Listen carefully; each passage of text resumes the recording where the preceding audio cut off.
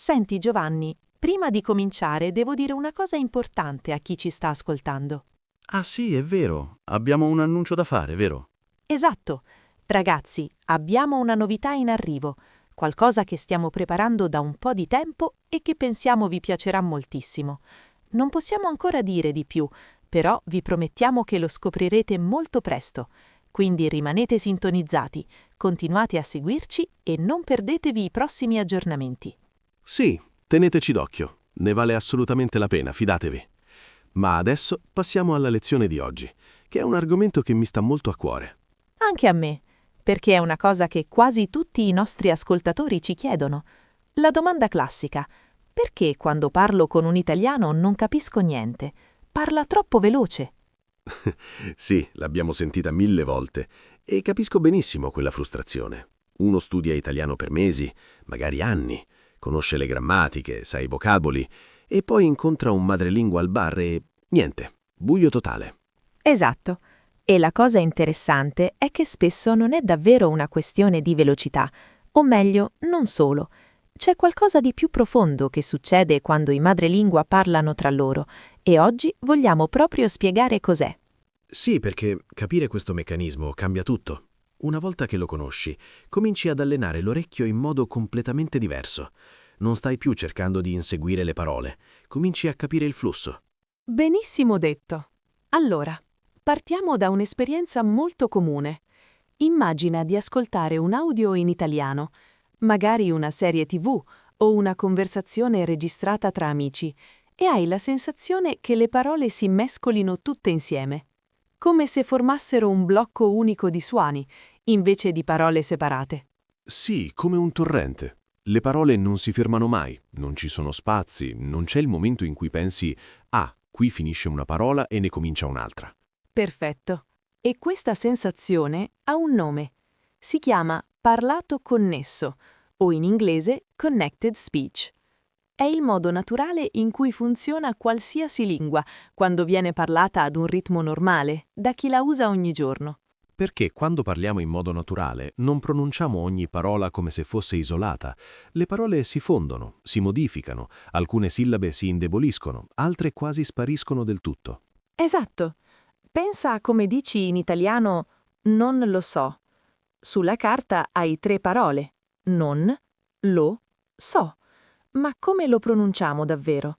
Non lo so, o più spesso ancora quasi non so, tutto attaccato. Ah, sì. Ed è interessante perché se uno studia dall'audio lento di un corso tradizionale, ha in testa la versione pulita delle parole e quando sente la versione reale non la riconosce. Questo è esattamente il problema. Il cervello ha imparato un modello, chiamiamolo il modello da dizionario, e quando arriva la versione reale, più rapida e fusa, non riesce a fare il collegamento. E allora cosa succede? Ci si blocca, ci si scoraggia e si pensa non sono capace, non imparerò mai l'italiano. Che non è assolutamente vero, per fortuna, perché questa è una competenza che si allena, non è una questione di talento naturale o di orecchio musicale o di qualsiasi altra cosa, è pratica mirata. Sì, e la buona notizia è che una volta che capisci come funziona il parlato connesso in italiano, i meccanismi specifici, puoi allenarti in modo molto più efficace. Nei prossimi minuti vedremo proprio quali sono questi meccanismi. Parleremo di elisione, di assimilazione, di sillabe deboli, ma con esempi concreti, non con teoria astratta. Perché la teoria senza esempi non serve a niente, lo sappiamo bene. L'italiano si impara con le orecchie, non solo con gli occhi. Bene, allora iniziamo dal meccanismo più comune e più impattante, l'elisione. Avete mai notato che in italiano spesso una vocale finale scompare davanti a una vocale iniziale della parola successiva? Ah sì, l'esempio classico è com'è, che diventa com'è. Sulla carta lo vediamo scritto con l'apostrofo, quindi siamo abituati, ma in realtà questo fenomeno succede molto più spesso di quanto pensiamo, anche dove non viene segnato per iscritto. Esattamente. Prendi lo so. In molte varietà di italiano parlato, quella O di lo si indebolisce così tanto che quasi non si sente. Lo so diventa qualcosa come l so o l so. Non è scritto con l'apostrofo, ma si pronuncia così. e per chi non se lo aspetta quella parola lo sembra sparire completamente, il che crea confusione perché stai cercando di sentire una parola che tecnicamente c'è, ma non si sente chiaramente. E questo vale per moltissimi articoli, pronomi brevi, tutte quelle piccole parole grammaticali che in italiano sono fondamentali, ma che nel parlato veloce si riducono enormemente. Mi ha detto, senti come suona nella conversazione normale. M'ha detto, la I di mi quasi non c'è. Ti ho chiamato, t'ho chiamato, gli ho spiegato, gli ho spiegato. È ovunque una volta che cominci a sentirlo. Ed è affascinante perché una volta che lo sai, cominci a sentirlo. Prima era rumore, adesso è un pattern riconoscibile. Esatto, e riconoscere i pattern è il cuore di tutto. Non stai cercando di capire ogni singolo suono, stai imparando a riconoscere le strutture. Allora, continuiamo con il secondo meccanismo, perché l'elisione è solo l'inizio. C'è un altro fenomeno che rende il parlato italiano così diverso da come lo troviamo scritto nei libri: l'assimilazione. Sì, l'assimilazione è quando un suono si modifica per somigliare al suono vicino. È come se le parole si contagiassero a vicenda fonologicamente, e in italiano succede tantissimo, soprattutto con certi gruppi di consonanti. Un esempio semplicissimo: in bocca.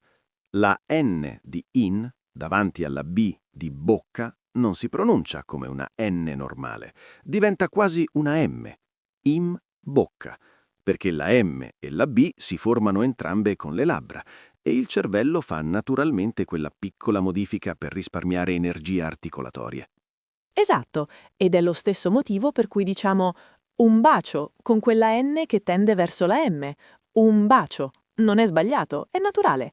È come funziona la fisiologia della bocca quando parla velocemente. E questo, per chi ascolta, significa che la parola che si aspetta, in, arriva con un suono leggermente diverso e se non sai che succede, la tua mente non la riconosce. C'è anche un altro tipo di assimilazione che riguarda la lunghezza delle consonanti. In italiano abbiamo le consonanti doppie, come sappiamo bene: palla, notte, caffè, ma nel parlato connesso certe consonanti si allungano anche tra parole diverse. Ah sì, il famoso raddoppiamento fonosintattico, che è un termine tecnico lungo e complicato per descrivere una cosa che succede continuamente. Esatto. Prendi a casa. In italiano standard scritto, la C di casa è semplice, ma dopo certe parole, a, e, o, alcuni monosillabi, quella consonante si raddoppia nel parlato. A casa, è bello, tre case. E chi non lo sa sente qualcosa di strano, sente un suono più lungo del previsto e pensa di aver sentito male. Mentre in realtà è perfettamente normale, è italiano autentico, anzi è uno dei tratti che rende il parlato italiano così musicale e ritmico. Questo mi porta a pensare a qualcosa di importante: il ritmo. L'italiano ha un ritmo molto particolare. Si dice che sia una lingua a sillabe isocrona, cioè le sillabe tendono ad avere tutte più o meno la stessa durata. Sì, e questo è molto diverso dall'inglese, per esempio, che è una lingua a piedi accentuali, dove alcune sillabe sono molto più lunghe e forti di altre, e quelle non accentate si riducono moltissimo. In italiano il ritmo è più uniforme, più regolare. Ogni sillaba ha il suo spazio, il che rende la lingua molto chiara se conosci il ritmo, ma confusa se non lo conosci, perché non ci sono quelle sillabe accentate forti su cui appoggiarsi per orientarsi. Esattamente. In inglese puoi aggrapparti alle sillabe accentate e ricostruire il senso anche se perdi qualcosa nel mezzo. In italiano devi seguire il flusso più uniformemente. E questo è uno dei motivi per cui l'italiano veloce sembra così scivoloso. Non ci sono quegli appigli ritmici forti, è un nastro continuo di sillabe quasi equivalenti. Quindi cosa facciamo con questa informazione? Come la usiamo per migliorare la comprensione? Prima cosa, smettere di cercare le parole singole.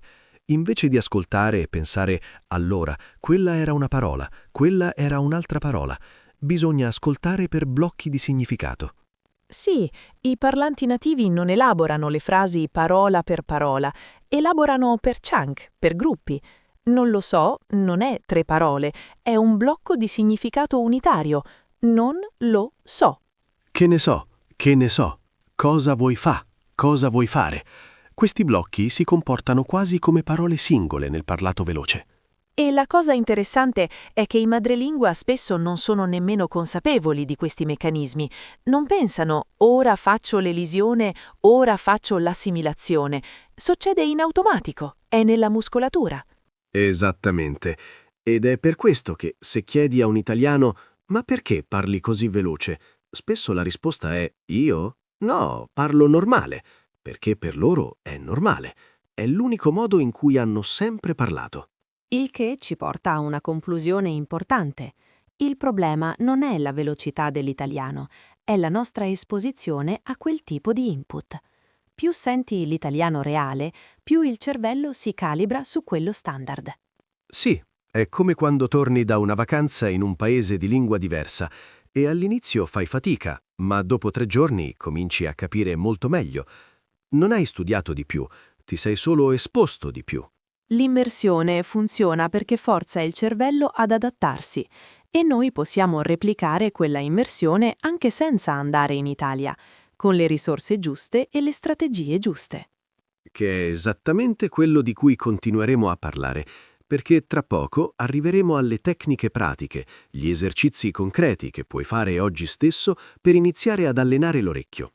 E parleremo anche di qualcosa che molti non considerano, le differenze regionali, perché un napoletano parla in modo molto diverso da un milanese e entrambi sono diversi da un romano. Ah, sì, quello è un capitolo a sé. Ogni regione ha il suo ritmo, la sua intonazione, il suo modo di modificare i suoni e per un apprendente passare dall'italiano standard al parlato regionale può essere un piccolo shock. Ma gestibile, assolutamente gestibile. Con gli strumenti giusti anche quello diventa riconoscibile. Allora, le differenze regionali. Cominciamo dal nord. L'italiano parlato al nord, diciamo Milano, Torino, Bologna, tende ad essere più piatto nell'intonazione, più veloce nei ritmi, con le vocali finali leggermente più chiuse. Sì, e soprattutto al nord si tende a non raddoppiare le consonanti nel parlato. Quindi quel raddoppiamento fonosintattico di cui parlavamo prima, a casa, è bello, al nord si sente molto meno. Il che rende il parlato settentrionale, paradossalmente, più vicino all'italiano scritto standard in certi aspetti. Meno variazioni fonetiche, ma anche meno melodia. Al centro, Roma in particolare, c'è una musicalità molto forte. I romani hanno un'intonazione molto caratteristica, quasi cantata. Le vocali sono aperte, ben pronunciate e c'è una certa enfasi ritmica che rende il parlato molto espressivo. Ma anche molto veloce. I romani quando parlano tra loro spesso corrono e usano tantissime espressioni e costruzioni tipicamente romane che non trovi nei libri di testo. E poi c'è il sud, Napoli, Palermo, Bari, zone dove l'italiano è molto influenzato dal dialetto locale. L'intonazione è molto più melodica, quasi operistica in certi momenti. Le vocali finali a volte si chiudono o quasi spariscono. Sì, il napoletano per esempio ha questa caratteristica di chiudere molto le vocali finali. Buono diventa quasi buon, verde quasi verd. Quando non lo sai sembra che le frasi finiscano bruscamente. E poi c'è la velocità. In certi contesti del sud, soprattutto nelle conversazioni animate, il parlato può diventare molto rapido, con tantissima sovrapposizione tra parlanti. Tutti parlano, nessuno si ferma, è quasi una performance collettiva. È vero, una cena di famiglia napoletana può essere terrificante per un apprendente di italiano, ma anche meravigliosamente vivace. Quindi il consiglio pratico qui è non fermarti a un solo tipo di italiano, cerca di esporre l'orecchio a più varietà regionali, non per diventare esperto di ogni dialetto, ma per abituarti al fatto che l'italiano suona diverso in bocche diverse. Esattamente. Più varietà ascolti, più il tuo cervello diventa flessibile. Impara a riconoscere i pattern comuni, le strutture grammaticali, il vocabolario, anche quando la veste fonetica cambia. Perfetto. E a proposito di supporto e comunità, sapete che ci fa davvero piacere quando ci lasciate un mi piace sui nostri episodi? È una piccola cosa per voi, ma per noi significa moltissimo. Aiuta altri apprendenti di italiano a trovare questo podcast e ci dice che il lavoro che facciamo è utile. Sì, davvero. Se state ascoltando e questo episodio vi sta dando qualcosa, una nuova comprensione, uno strumento in più, anche solo la sensazione che Ah, finalmente capisco perché faccio fatica. Lasciate un mi piace. Lo apprezziamo di cuore. Grazie, davvero. E adesso continuiamo, perché dobbiamo parlare di una delle cose più affascinanti della comprensione dell'ascolto, il ruolo del contesto. Ah sì, perché i madrelingua non capiscono tutto quello che sentono nel senso letterale del termine.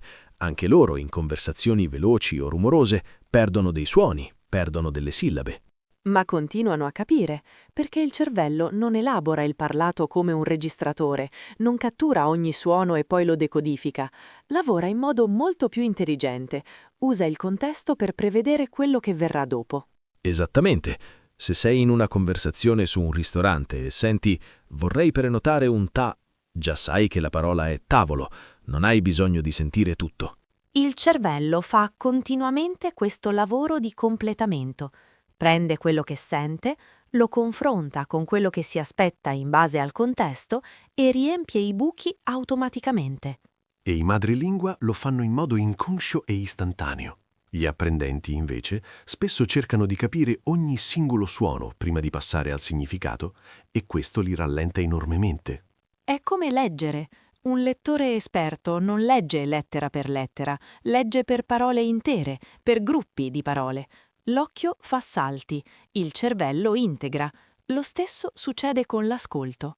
Quindi, uno degli obiettivi principali nell'allenamento della comprensione orale è proprio questo: imparare a fidarsi del contesto, accettare che non capirai ogni singola parola e che non devi farlo per capire il messaggio. Questo è un cambio di mentalità importante, perché molti studenti, quando perdono una parola, si bloccano, si fermano mentalmente su quella parola mancante e nel frattempo perdono le 3 successive. Sì, è una trappola classica. La mente si inceppa su quello che non ha capito invece di andare avanti. E la soluzione è allenare la tolleranza all'ambiguità, accettare il non so questa parola e continuare. Spesso il significato arriva lo stesso dal contesto generale. Esattamente. E con la pratica sempre più parole diventano riconoscibili, il vocabolario cresce e la necessità di riempire i buchi diminuisce. È un circolo virtuoso. Allora, passiamo alle tecniche pratiche, perché fin qui abbiamo parlato di cosa succede, i meccanismi del parlato veloce. Adesso parliamo di come allenarsi concretamente. Sì, perché sapere la teoria è utile, ma senza pratica non cambia niente. E la buona notizia è che ci sono modi molto specifici e mirati per sviluppare questa abilità. Il primo approccio che consiglio sempre è quello che chiamo ascolto a strati. Non ascolti l'audio una volta sola, lo ascolti più volte, ma ogni volta con un obiettivo diverso. Spiegaci meglio. Primo ascolto. Nessun testo, nessun aiuto. Ascolti e cerchi di capire il messaggio generale, non le parole, il messaggio. Di cosa si parla? Qual è il tono? Chi parla con chi? Quindi non ti aspetti di capire tutto, cerchi solo l'impressione generale. Esatto. Secondo ascolto. Con il testo sottotitolato nella lingua originale, l'italiano, non la traduzione, l'italiano. Mentre ascolti, segui le parole scritte. Il cervello comincia ad associare i suoni alle forme scritte. E lì spesso si ha quella rivelazione. Ah, quella cosa che sentivo come un suono incomprensibile era quella parola lì. Comincia a fare click. Esattamente. Terzo ascolto. Di nuovo senza testo. Adesso, dopo aver visto la trascrizione, senti se riesci a riconoscere più cose. Quasi sempre è così. È incredibile come funziona. È come quando impari il nome di qualcuno. Prima non lo notavi tra la folla, adesso lo vedi ovunque. Sì, il cervello inizia a cercare quello che conosce. E il quarto ascolto, quello facoltativo ma molto efficace, è con gli occhi chiusi, senza nessun testo e cercando di visualizzare la situazione. Lasciarsi trasportare dal suono. Questo aiuta a sviluppare quella che in inglese chiamano top-down processing, l'elaborazione dall'alto verso il basso. Invece di partire dai suoni per arrivare al significato, parti dal significato atteso per riconoscere i suoni. Perfetto. Seconda tecnica, la dictation o dettato, che so che sembra una cosa da scuola elementare, ma è uno degli esercizi più potenti che esistano per la comprensione orale. Funziona così. Prendi un breve audio in italiano, anche solo 30 secondi, un minuto al massimo, e cerchi di trascrivere esattamente quello che senti, parola per parola. E quando non capisci qualcosa, non lasci uno spazio vuoto subito. Prima ascolti ancora, 2 o 3 volte, cercando di catturare quel suono.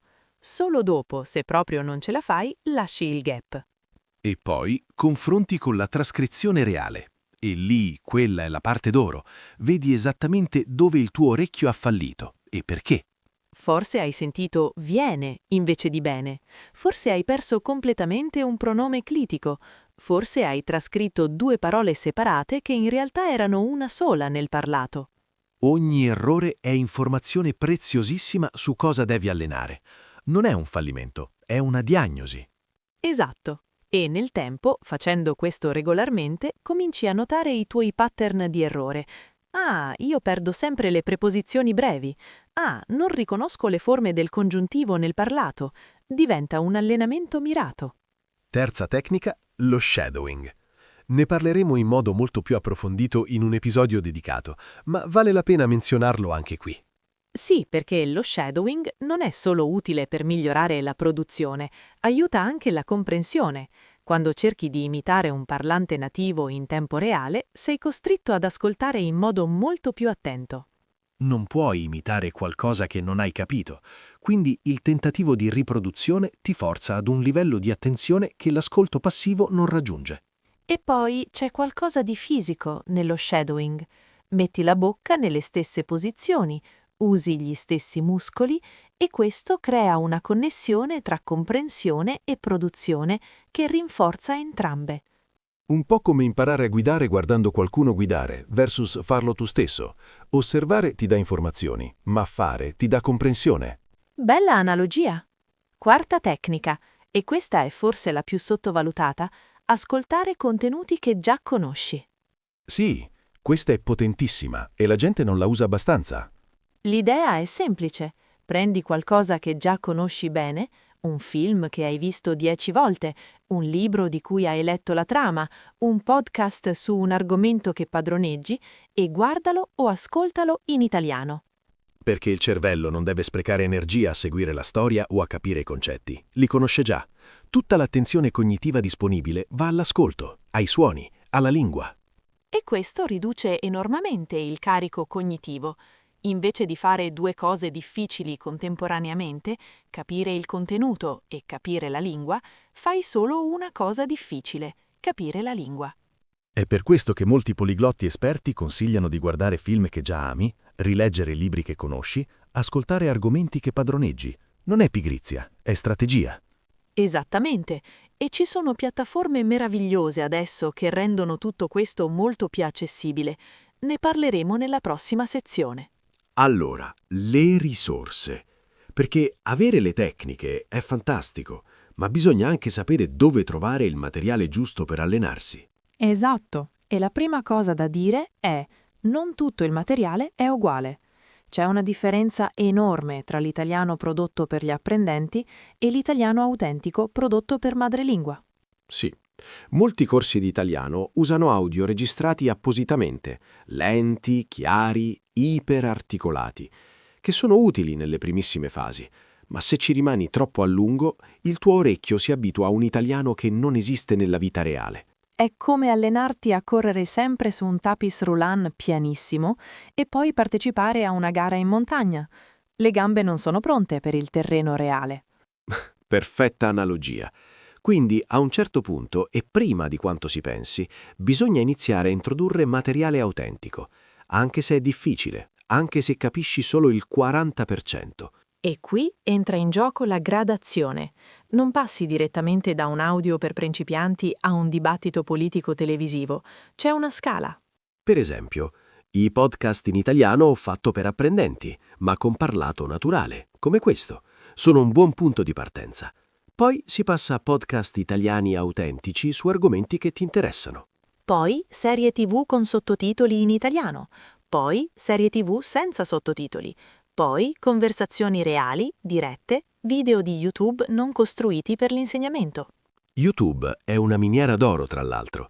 Ci sono tantissimi YouTuber italiani che parlano di tutto: tecnologia, cucina, viaggi, filosofia, gaming. con un italiano completamente naturale. E la cosa bella di YouTube è che puoi rallentare la velocità. La maggior parte dei video permette di riprodurre a 0.75x o 0.5x velocità. Quindi puoi ascoltare lo stesso contenuto autentico, ma con un ritmo più gestibile. All'inizio usi il rallentamento, poi gradualmente torni alla velocità normale e ti accorgi che quello che prima sembrava incomprensibile adesso è perfettamente chiaro. C'è anche una tecnica che mi piace molto, che chiamo ascolto di sottofondo intelligente. Non è ascolto attivo, è più ambientale. Metti audio italiano mentre cucini, mentre fai sport, mentre ti sposti. Sì, ma con una condizione. Deve essere audio che già conosci un po'. Non ha senso mettere audio completamente incomprensibile come sottofondo. Non ci si allena niente. Esatto, se è audio che hai già ascoltato attivamente, il sottofondo serve a consolidare, a far sedimentare. Il cervello riconosce pattern anche senza attenzione conscia. È come ascoltare una canzone che conosci. Non stai prestando attenzione, ma se qualcuno sbaglia una parola lo senti subito, perché il pattern è dentro di te. Perfetto. E un ultimo elemento che voglio menzionare, il valore delle interazioni reali, perché tutto quello di cui abbiamo parlato, tecniche di ascolto, materiale autentico, è prezioso, ma non c'è niente come una conversazione vera.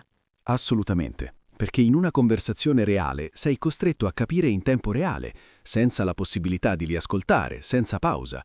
E questo è un tipo di allenamento che solo la conversazione può dare. Quindi, se avete la possibilità di parlare con madrelingua, che sia un language partner, un insegnante, un amico italiano, fatelo, anche se fa paura.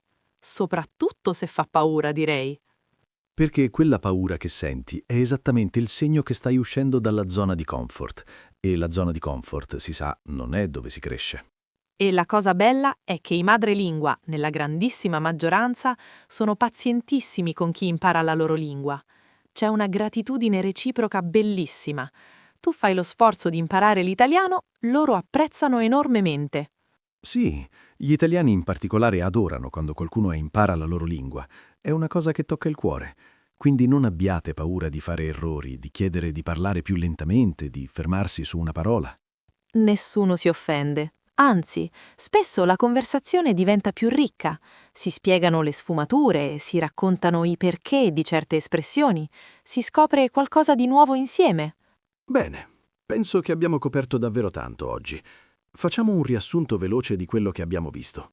Certo. Primo, l'italiano veloce dei madrelingua non è un mistero. È il risultato di meccanismi precisi come l'elisione, l'assimilazione e il raddoppiamento fonosintattico. Secondo, il ritmo italiano è diverso da molte altre lingue, più uniforme, più sillabico, e capire questo aiuta ad allenarsi meglio. Terzo, le varietà regionali esistono e sono ricche, e esporsi a più di una rende l'orecchio più flessibile. Quarto, il contesto è tuo alleato. Non devi capire ogni parola, devi capire il messaggio. Allena la tolleranza all'ambiguità. Quinto, le tecniche pratiche, ascolto a strati, dictation, shadowing, ascolto di contenuti familiari, sono strumenti concreti che puoi iniziare ad usare oggi. E sesto, il materiale autentico è indispensabile. Scala gradualmente dalla difficoltà bassa a quella alta, ma non rimandare troppo l'incontro con l'italiano reale. Esatto. L'italiano dei madrelingua non è nemico, è la meta. E con gli strumenti giusti ci si arriva. Grazie mille a tutti quelli che ci hanno ascoltato fino in fondo. È sempre un piacere condividere queste riflessioni con voi. E ricordate l'annuncio di cui abbiamo parlato all'inizio. La novità è in arrivo. Tenete gli occhi e le orecchie aperti, perché non vorrete perdervi questa. Ristate con noi. A presto, ragazzi! A presto!